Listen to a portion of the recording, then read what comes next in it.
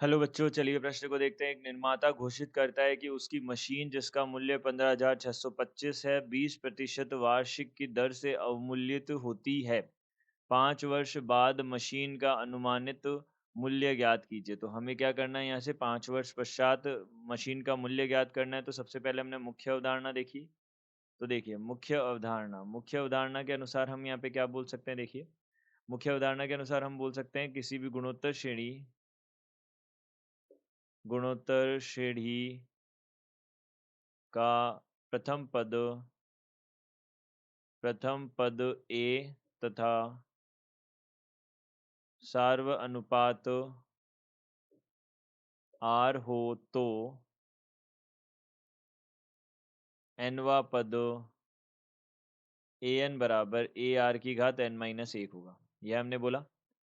तो देखिए, यहाँ से हमारे पास में जो मूल्य है, सबसे पहले प्रथम जो वर्ष की शुरुआत है उसमें जो है मूल्य वह कितना है। प्रारंभिक मूल्य प्रारंभिक मूल्य प्रारंभिक मूल्य यहाँ क्या बनेगा, प्रारंभिक मूल्य बनेगा हमारे पास 15,625 बनेगा। अब देखिए, 20% यह अवमूल्यित होता है, यानी कि कम होता है। तो यहाँ पे प्रथम वर्ष के अंत में मूल्य कितना हो जाएगा। देखिए, 20% कम होता है तो 15,625 है, उसको उसमें से हमको माइनस करना है, उसका 20% अवमूल्यित हो जाता है। तो 20% हमारे पास में इसका 20% यह होगा, इसको हमने हटा दिया।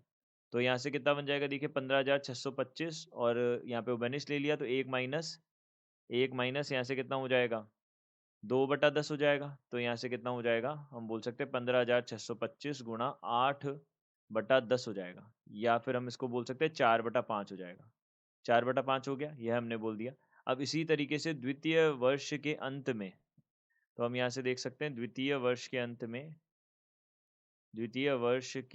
में मूल्य कितना होगा। देखिए, 15,625 गुणा यहाँ पे 4/5, और गुणा यहाँ से अब पुनः यह 4/5 ही रह जाएगा, क्योंकि 80% मूल्य रहेगा इसका।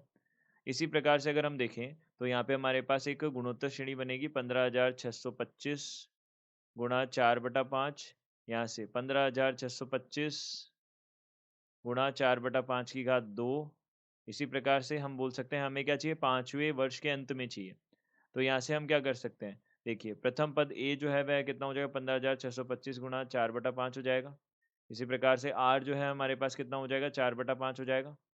तो यहाँ से हम बोल सकते हैं ए आर की घात, अब देखिए हमको क्या चाहिए, 5वें वर्ष के अंत में, पहले वर्ष के अंत में यह है मूल्य, दूसरे वर्ष के अंत में यह है, तीसरे वर्ष के में हम निकाल सकते हैं। 5वें वर्ष के अंत में कितना होगा, ए आर की घात 4 होगा। ए आर की घात कितना हो जाएगा, यहाँ पे देखिए प्रथम वर्ष के अंत में हमारे पास यह है, दूसरे वर्ष के अंत में यह है।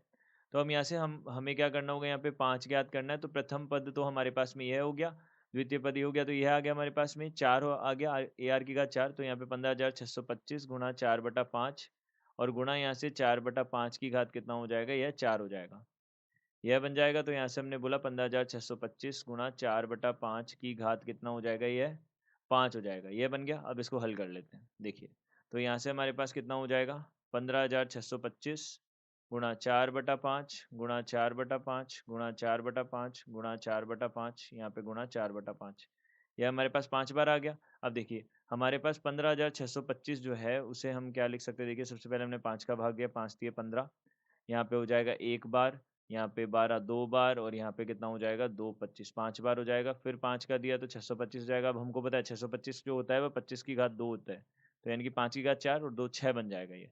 तो यहाँ से हमने बोला यह हो जाएगा 5 की घात 6, और नीचे है 5 की घात 5, यहाँ पे 4 की घात कितना है हमारे पास में, 5 है।